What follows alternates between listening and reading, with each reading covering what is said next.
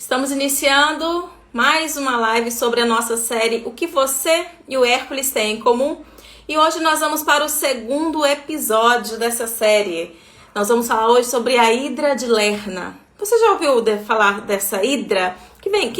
Qual a origem dela? O que ela tem a ver com você, estudante, na hora de nós traçarmos aí um paralelo da mesma forma que a gente veio fazendo nas aulas anteriores, o que tem a ver esse mito, qual a simbologia dessa luta de Hércules, traçando esse paralelo com a sua vida de estudante, a sua jornada rumo à aprovação. Eu sou a professora Sandra Celino, sou mestre em letras, professora de redação e estou aqui todas as quartas-feiras às 7h20 para compartilhar com você conhecimento. E dessa feita, como eu disse, nós vamos com uma série até o mês de julho, traçando então esse paralelo, qual é o perfil do aluno que nesse caminho rumo à aprovação, quais são os problemas, quais são os trabalhos que ele precisa vencer para chegar a essa aprovação. Uma boa noite a você que já está aí passando, acenando. Fique à vontade para interagir. E hoje nós vamos falar então desse segundo trabalho de Hércules, ok? Só resumindo, caso você não tenha visto a aula passada. Então, Hércules, na aula passada, eu trabalhei aqui que ele venceu o leão de Nemeia, que era um leão cuja couraça era intransponível, nada conseguia penetrar. E Hércules conseguiu vencer esse leão quando o sufocou, certo? Não foi com as armas que ele possuía, mas foi com a inteligência. E ele, então, ao sufocar esse leão, ele conseguiu aí, depois, com a própria garra do leão, rasgar a pele desse leão. E traçando um paralelo com a vida do estudante, então, o que eu falei para você?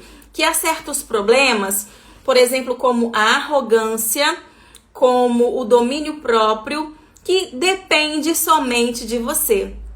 Não somos nós, quem está à sua volta, as questões externas, que irão te auxiliar a vencer esse leão, vamos assim dizer, que está aí te atrapalhando, tá? O domínio próprio talvez seja esse o primeiro leão que você precisa vencer na hora para chegar nesse seu processo rumo à aprovação. Porque muitos alunos falam, professora, na hora da prova eu fico nervoso, na hora da prova eu não consigo controlar a ansiedade. Então, o domínio próprio, vencer a si mesmo, é o primeiro trabalho que você, estudante, precisa vencer nessa sua trajetória em direção à aprovação.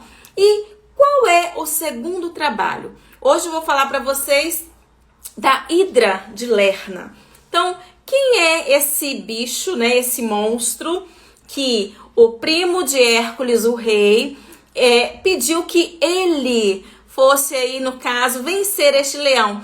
Nós temos aqui uma solicitação para participar.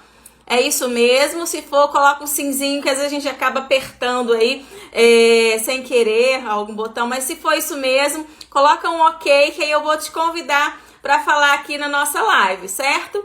Então, enquanto isso, eu vou prosseguir, vou aguardar a sua comunicação aí, se quer realmente entrar ao vivo. Porque às vezes a gente acaba cometendo esse deslize de tocar sem realmente querer aparecer. Então, esse leão de Nemeia, então, que eu falei na aula passada, traçando o paralelo, era a arrogância. E a Hidra, que o primo de Hércules agora pede para que ele vá vencer essa Hidra de Lerna, esse monstro que vivia em um pântano. Boa noite, professor Alisson, seja bem-vindo. Esse monstro vivia em um pântano, ele era filho de Tifão e de Equidna, e segundo conta eu já falei assim aqui para vocês que o mito ele tem diferentes versões.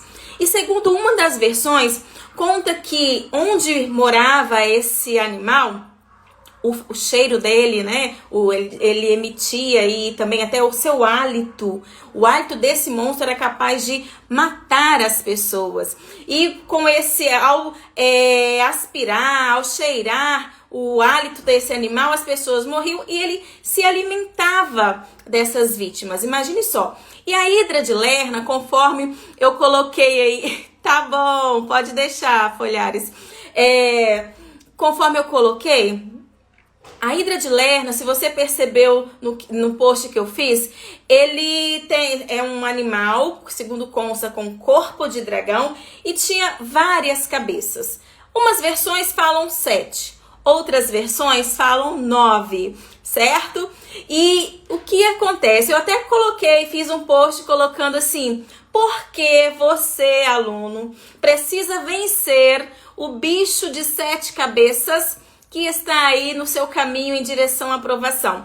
Então eu fiz até eu já coloquei até na nossa proposta para comentarmos aqui, bicho de 7 cabeças, porque culturalmente nós falamos, nossa, fulano acha que isso é um bicho de 7 cabeças. Então é uma expressão muito recorrente por nós e que teve origem nesse mito, tá? Nessa história de Hércules, tá? Com a Hidra, alguns falam 7, mas outros contam que são 9 cabeças. Então, independentemente de ser 7 ou 9, o que diz é que ela tinha várias cabeças, que o normal nós temos uma e ela tinha várias.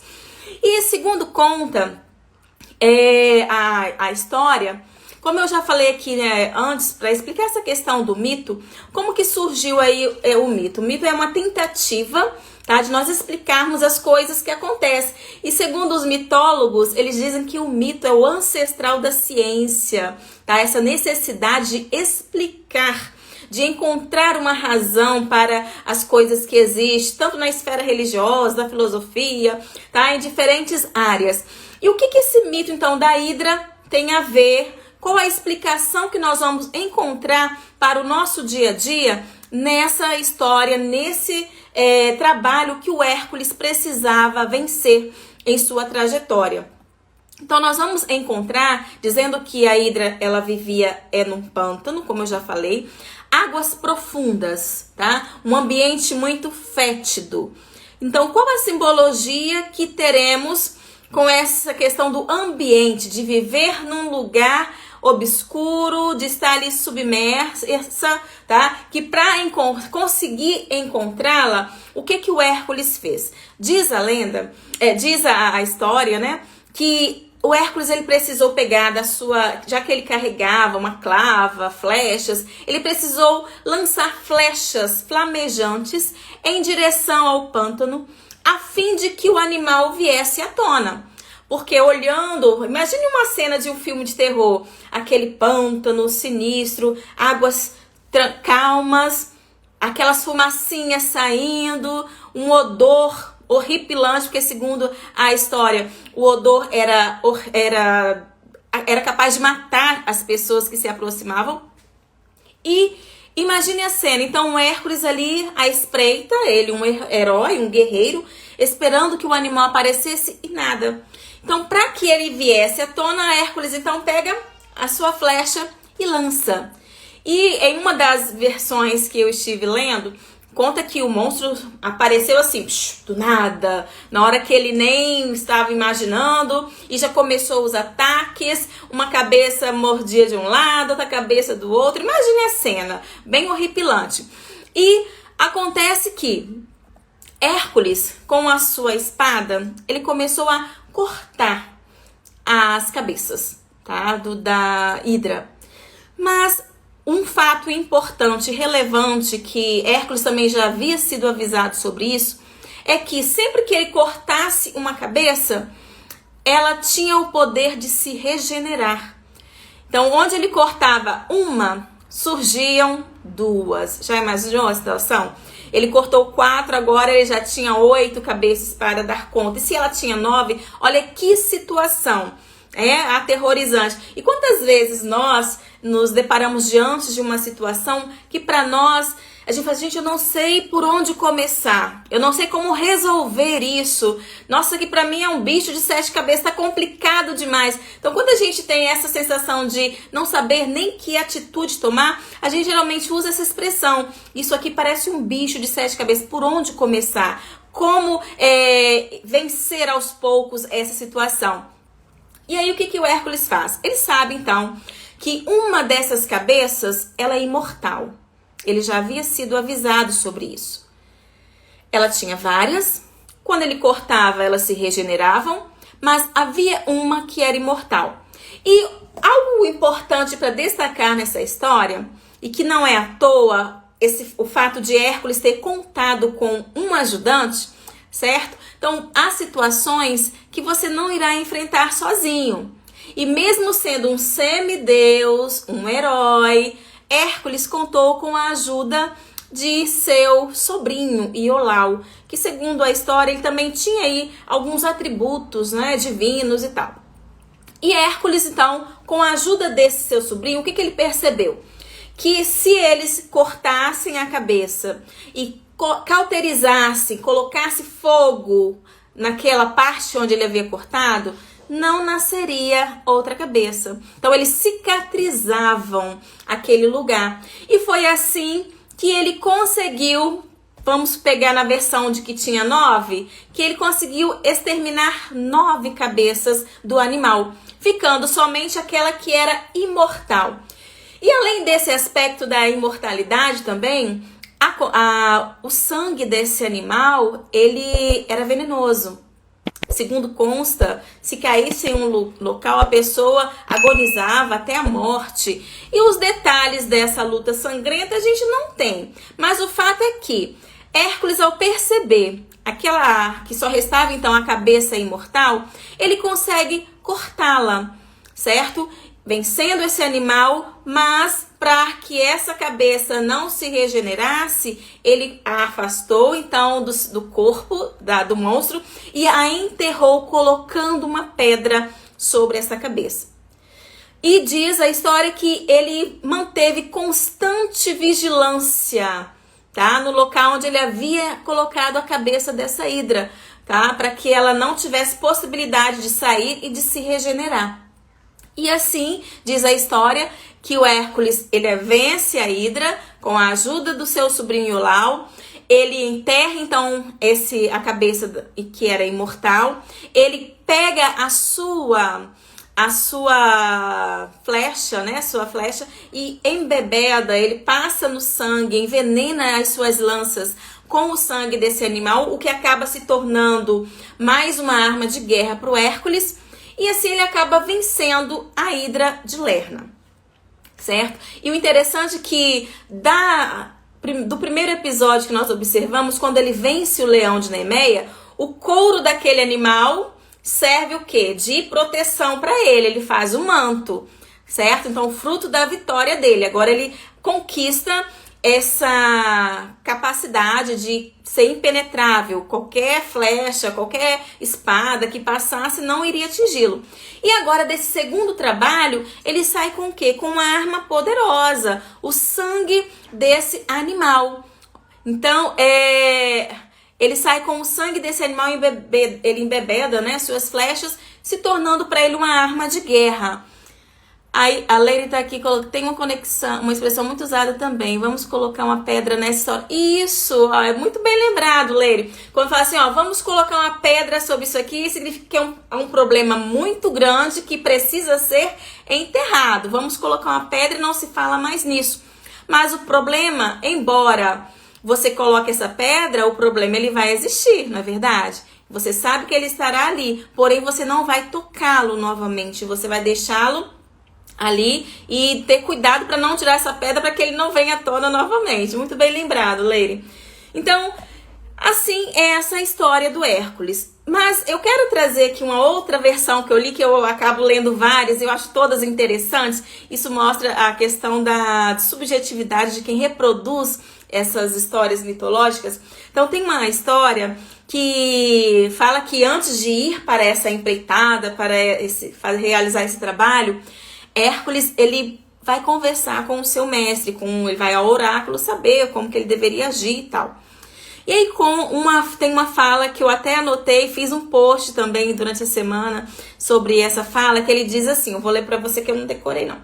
É assim, uma palavra de aconselhamento só eu posso dar.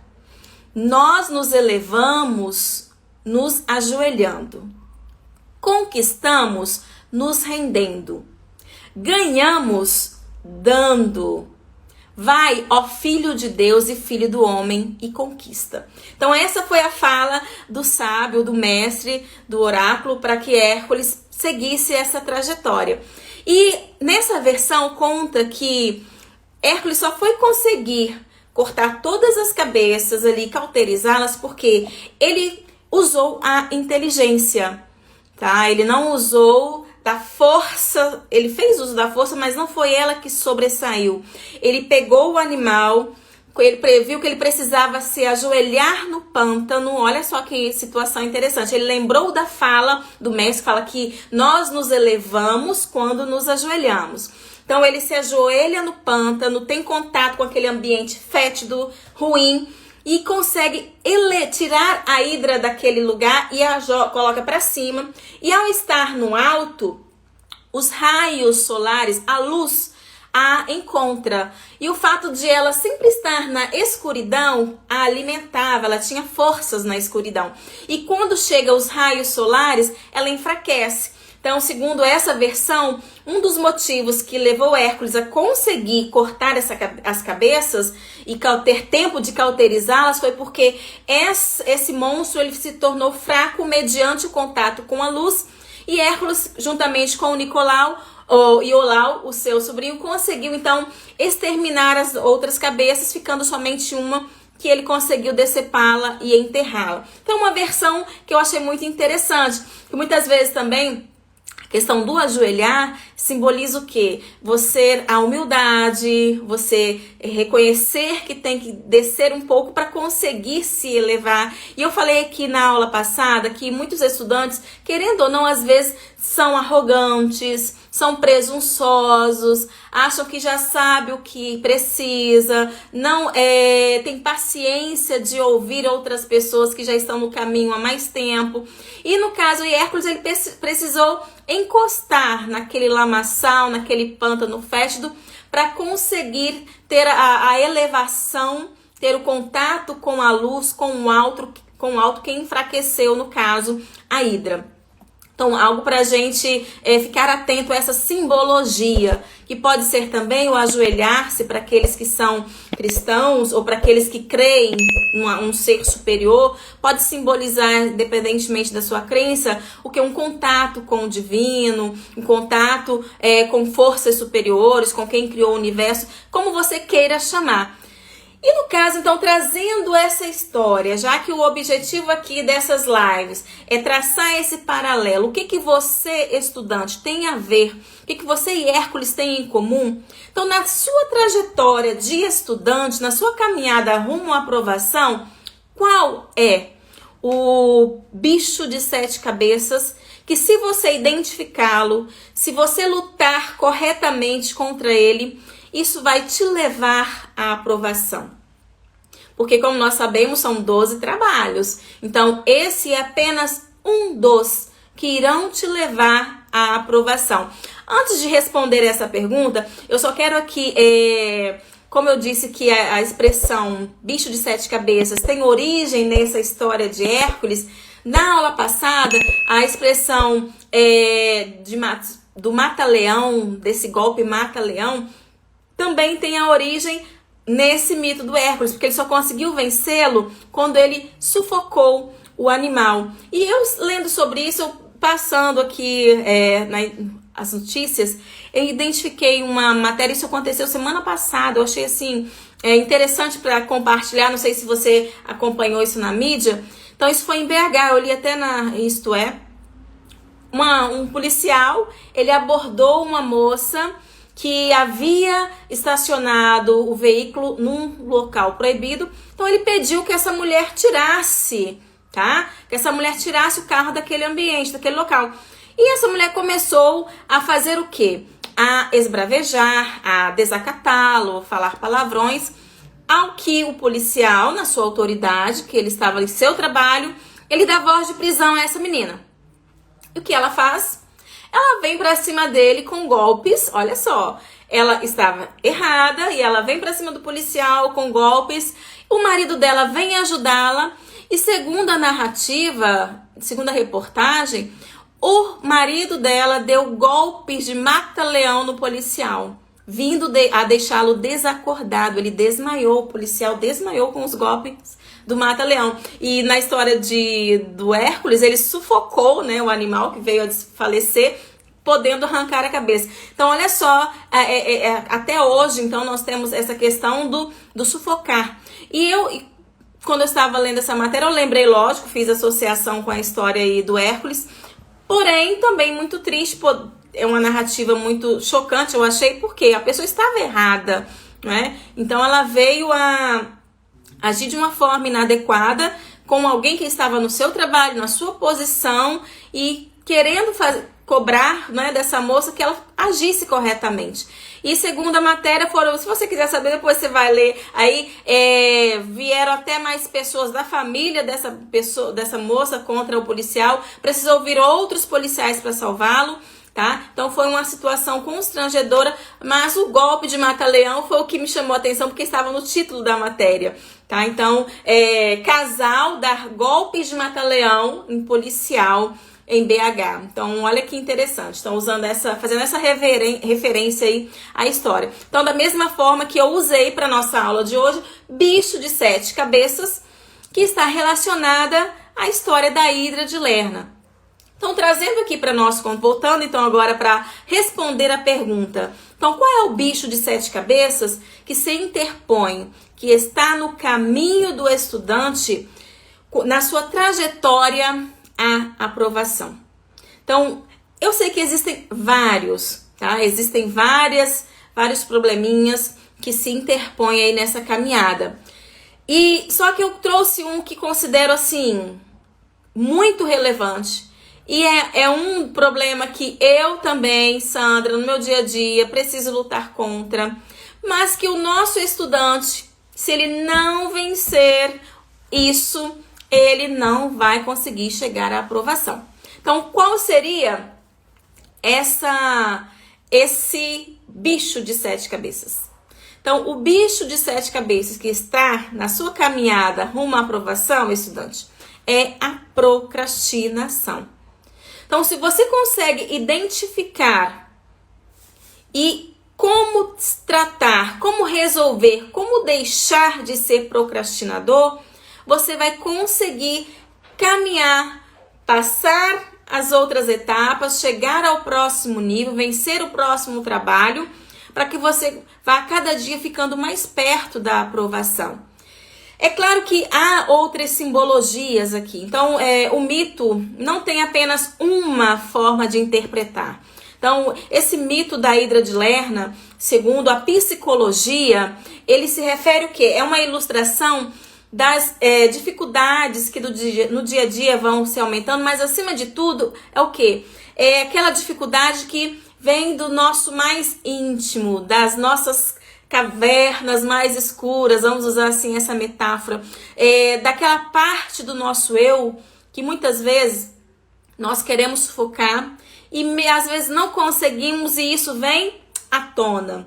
Segundo a associação para a psicologia desse mito, dessa parte da história do Hércules, é que é a luta contra os vícios.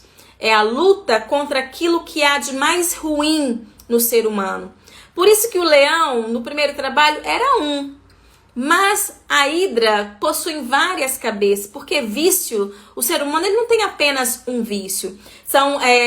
Para a psicologia, então, representa o quê? Vícios, paixões, defeitos, ambições. E tudo isso fica no nosso interior e muitos desses vícios são ruins. Eu até fui pesquisar a origem, né, da palavrinha vício. Então, do latim, vício significa o quê? Uma falha, é um defeito, vitium. Acho que essa é a pronúncia, vitium. Então, é uma falha, é um defeito que acaba de ser, o fato de ser repetitivo, ele degenera, ele causa prejuízo para a pessoa que está realizando esse vício. E embora a gente ouça, toda vez que a gente ouça a palavra vício, sempre a gente associa a álcool, a droga, a bebidas, né? Mas existem vícios no dia a dia que nós praticamos que acabam nos prejudicando. E a procrastinação, ela é considerada assim um vício, tá? Porque o que vem a ser procrastinar? A gente pegar a origem aí da palavrinha, a gente pode ver procrastinar, adiar a ação, deixar para depois. E todos nós Vamos dizer que você não deixa uma tarefa para depois. Nós, dona de casa, vou deixar para fazer isso amanhã. E muitas vezes nós vamos acumulando algumas tarefas. E esse acúmulo de tarefa é que faz com que as várias tarefas se transformem o quê? No monstro, numa situação aí, um bicho de 7 cabeças para você conseguir depois pegar o fio da meada novamente, conseguir colocar as coisas em ordem. Isso acaba prejudicando, isso acaba nos esgotando, nos deixando estressados. E você, aluno, se você não ficar atento às suas tarefas diárias, ao que você precisa fazer e sempre ir procrastinando nessas suas tarefas em direção à aprovação, elas vão sim sugar de você sua energia, porque daqui a pouco você vai ficar se falando pra você mesmo, você é um Zé Mané, você não cumpre o que você fala, você é isso, você é aquilo. Então você começa a se auto-sabotar por causa da procrastinação. O fato de você ir adiando as tarefas que você tem de fazer, vai chegar um momento que esse acúmulo de tarefas, essa multiplicação de fazeres, vai te tirar do seu centro. Não vai te dar equilíbrio. Você não terá mais o equilíbrio para você conseguir agir. O que vence a procrastinação? Se procrastinar é adiar uma ação, você só vai vencer a procrastinação fazendo o quê? Agindo. E agindo da forma correta. Agindo dentro daquilo que você já determinou, já estabeleceu, das tarefas que você precisa fazer naquele dia. Então, o deixar para depois, ele vai nos esgotando, tá? Ele nos esgota e isso não é só você, estudante, isso é para todos nós. Então, os problemas que nós não resolvemos no dia que ele tem de ser resolvido e adiamos esse problema, ele acaba nos trazendo um cansaço mental que daqui a pouco está refletido no nosso físico. Por isso que eu falei aqui a semana passada que já existem problemas que só super-humanos conseguem vencê-los. E o que é um super-humano? É aquele que tem a super-inteligência. E que é a superinteligência? É a soma de outras 5 inteligências. Inteligência física, emocional, intelectual, moral, religiosa, certo? Então, olha só, a junção de todas essas inteligências é que vão dar a você a capacidade de vencer a si mesmo, de ter o equilíbrio, para você vencer a procrastinação, para você conseguir agir da maneira que deve ser, a maneira aí correta. Então, Sandra, existem dicas para ajudar? Existem, não só 2, 3, existem várias, tá? Muitas dicas, mas dado o tempo aqui da nossa live, também eu já fiz em outro momento aqui no meu canal, live falando sobre a procrastinação. Então, hoje eu trouxe somente 5 dicas, tá bom? Para que você anote, tome nota, 5 dicas que você precisa colocar em prática para não ser um procrastinador, tá? Para que a procrastinação não seja um vício. Eu deixo uma tarefa para amanhã? Deixo, mas no dia seguinte eu faço. E às vezes eu a faço e fica uma outra que era daquele dia para o dia seguinte, mas ao final da semana eu preciso ter consciência de que as tarefas que eu relacionei para aquela semana eu preciso realizá-las. E da mesma forma é você, estudante. Você precisa então, já que eu usei aqui o termo relacionar. Então, dentro dessas dicas, para que você consiga vencer a procrastinação, a primeira que eu quero colocar para você é você se organizar, tá? Você precisa se organizar. Como que eu me organizo, Sandra? Tem agenda? Tem um planner? Você tem algum aplicativo que te auxilia? Hoje você encontra, sim, vários aplicativos para te ajudar a colocar em ordem, fazer um plano de estudo. Você precisa ter esse plano de estudo.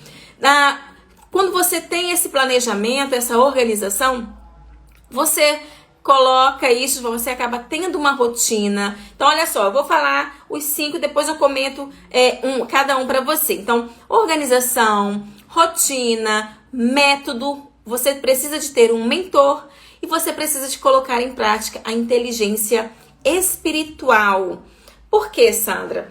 Vamos falar então de cada um. Então, como eu estava comentando, você precisa se organizar, por quê? Se você vai acumulando tarefas, se você não sabe o que tem de fazer naquele dia, você acaba se cansando, você acaba extrapolando o tempo, indo dormir mais tarde. E um cérebro cansado não é um cérebro produtivo. E você sabe que em direção à sua aprovação, você precisa ter resultado. Resultado, ele é proveniente da ação. Então, você precisa agir corretamente, certo? Então, você precisa ter o descanso necessário, se organizar para que isso aconteça. E quando isso virar uma rotina, quando você tiver o hábito, tá? Quando você tiver o hábito, não, esse é o horário para eu estudar essa disciplina, hoje eu vou estudar a matéria tal, a tal hora eu tenho que dar 5 minutos de descanso, eu tenho que levantar 10 minutinhos. Então, quando você começa a estabelecer essa rotina, então você já tem o quê? O método. O que vem a ser um método de estudo? Você sabe como você aprende? Existem alunos que só aprendem quando ele mesmo transcreve aquilo que o professor está falando, porque ele é mais visual. Existem alunos que são mais auditivos, ele precisa ouvir, então ele não para anotar, porque senão ele perde a informação.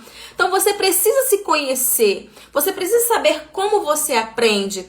Ah, Sandra, o meu método, eu gosto de mapas mentais. Show de bola! Hoje nós temos vários aplicativos também que auxiliam a realizar mapas mentais. Ah, Sandra, o mapa para mim não me ajuda, eu preciso de resumos, eu preciso de apostila, eu preciso de videoaula, eu preciso de ter um professor do meu lado. Então você tem de ter um método.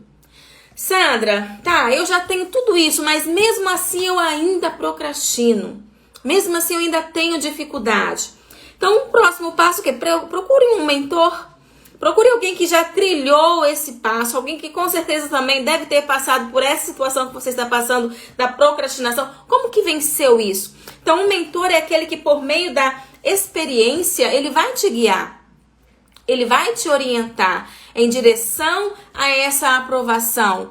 Então, existem muitos aplicativos que auxiliam, mas às vezes só a máquina, só a inteligência artificial não é o suficiente. Você precisa ter um guia, alguém para te direcionar, para te orientar. Então, essa pessoa que, por meio da experiência, uma pessoa sábia, tá? Eu até coloquei aqui um slide, até passou, mas agora me veio à mente, de comentar essa questão da inteligência e da sabedoria, que não é a mesma coisa.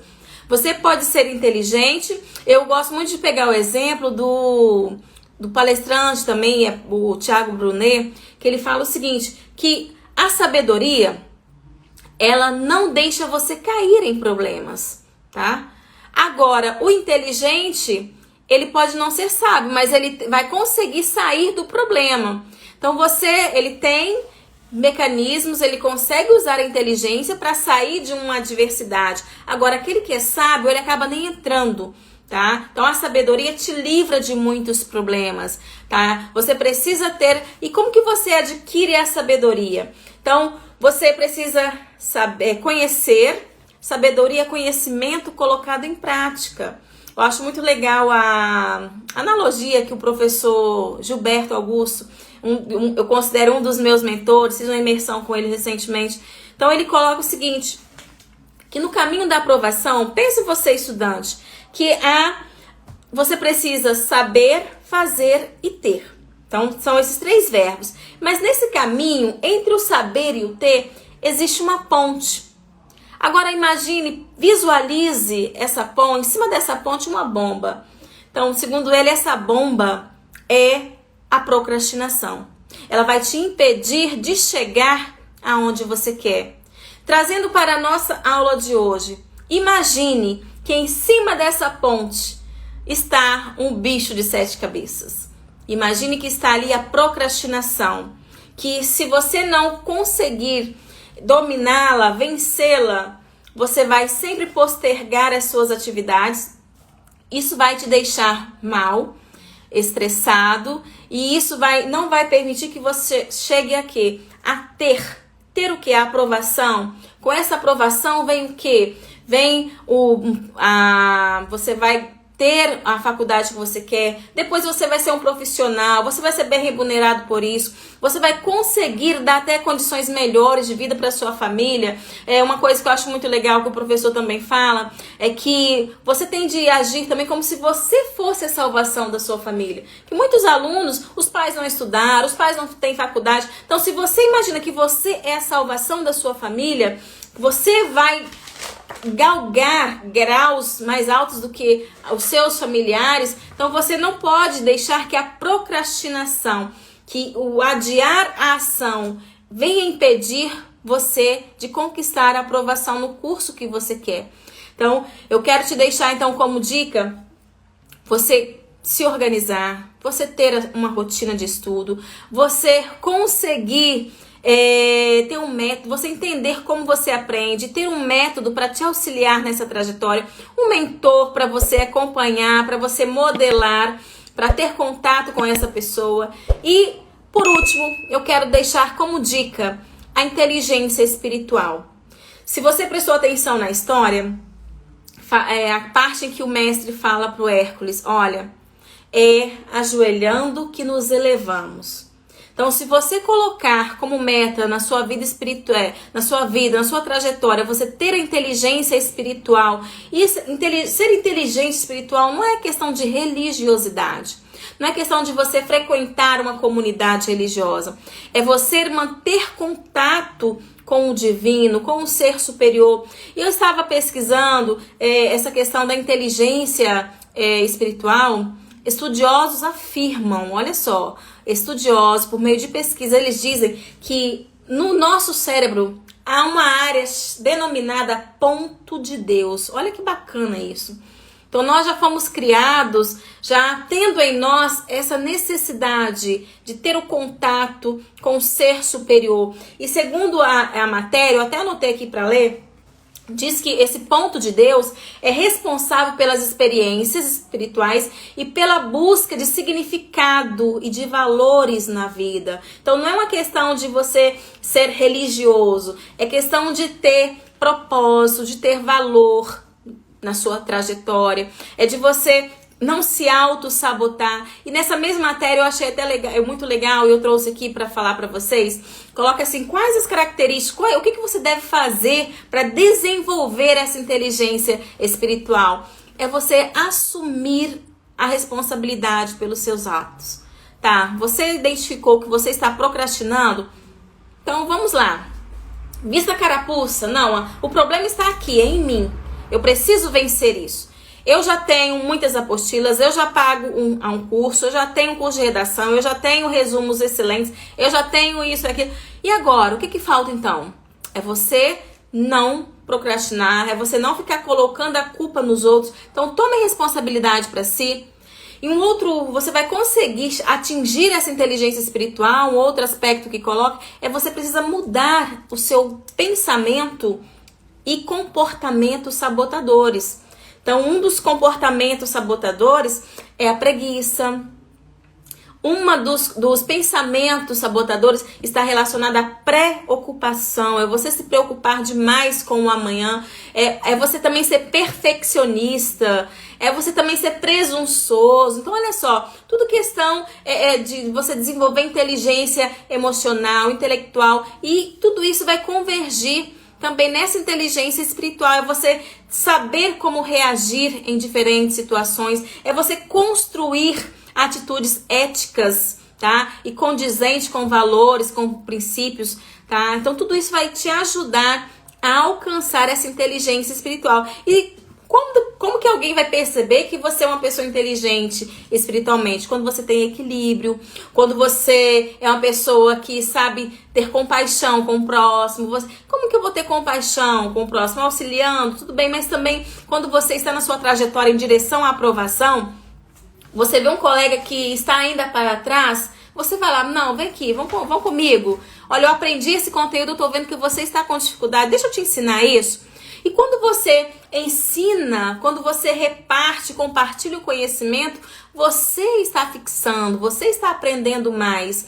tá? Então, quando você também, nessa sua trajetória em direção a esse equilíbrio, você é uma pessoa mais flexível, você respeita mais a opinião do outro. Então, são vários aspectos que vão te ajudar nesse caminho, nessa trajetória em direção a dizer, não, fulano é inteligente espiritualmente. E se você é uma pessoa inteligente espiritualmente, você consegue vencer a si mesmo e vencer esse bicho de 7 cabeças, tá? Que é a procrastinação.